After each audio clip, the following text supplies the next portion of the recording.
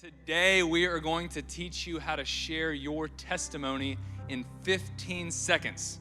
Yes, it can be done in the next 5 minutes. So real quick, everybody stand up and find a partner. Maybe it's the person next to you, to your left, your right. Have that awkward define the relationship conversation. You're my partner, I'm your partner. Okay, so what we're about to teach you is a basic pattern for how to share your story. It doesn't mean it can't change, but this is a simple pattern you can learn. Before I teach you though, maybe you can help me finish a few verses.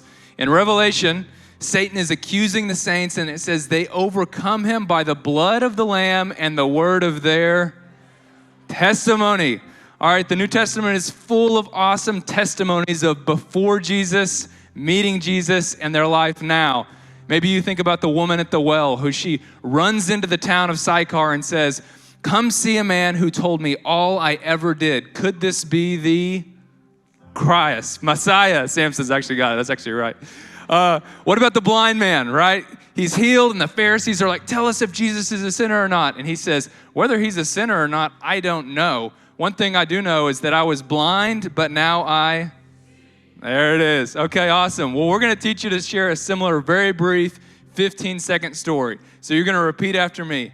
There was a time in my life. That's how you start it. There was a time in my life.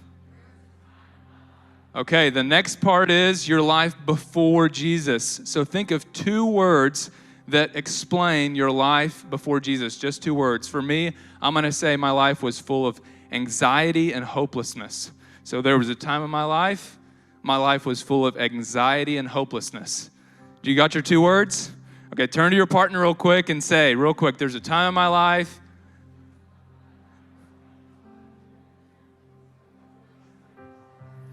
Okay, great. We're going real fast. So there's a time in my life I was full of anxiety and hopelessness, and then who entered?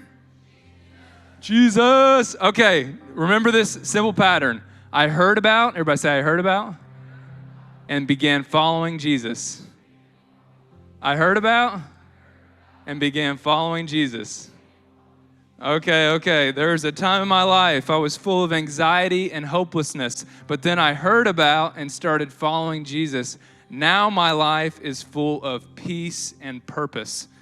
Think of 2 words that explain your life now that you're following Jesus. Doesn't mean they can't change, but just 2 words for now. You got it?